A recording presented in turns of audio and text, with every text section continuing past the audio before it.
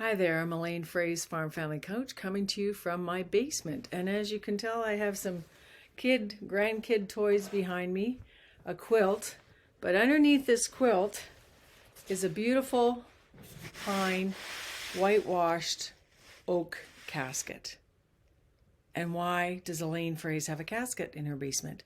It's because a friend of mine had a casket built like this 4 years ago when he was dying of cancer, and that was part of his funeral service. And I'm okay talking about death, but according to a recent agricultural survey, many farm families are not, and they're not getting their wills done. And April is Wills Month. And so I'm coming to you, sitting beside my casket, encouraging you once again to think about what you're going to do to get this work done. And there's many different reasons why you're not doing it. And one of them is you're not blocking time. You're not taking time to research through word of mouth to find out what other farm families have been successful, the lawyers they use. You can go to cafanet.com to do that. The other thing you need to do is have some thinking time. Think about how you want your wishes to be remembered.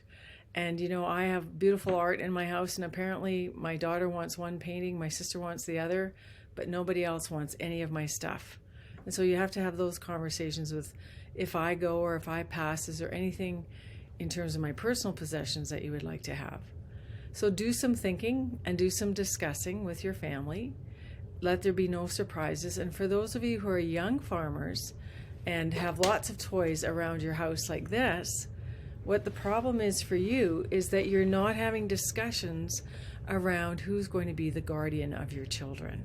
So have that discussion. And what we did, because we didn't have a lot of family close by, is as our children got older, and specifically as teenagers, we let them choose who they would like to live with should we both pass. These are all conversations that will not hurt you, but will give you clarity and that you need to have.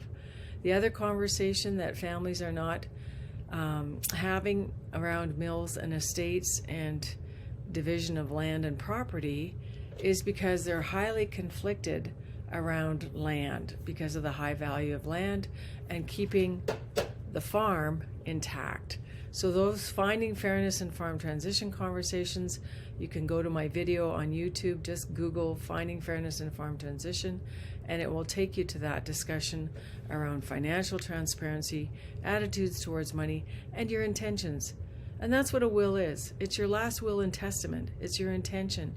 And you may have a disabled child or someone who has special needs like we do, and so you may want to think about having a Henson Trust and talking to your lawyer about how different children will be cared for differently.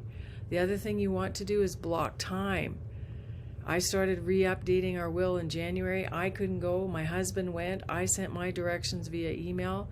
Our lawyer did the draft, and here we are in April, and I'll be signing my will this week. So, like it says in the ads, just get her done.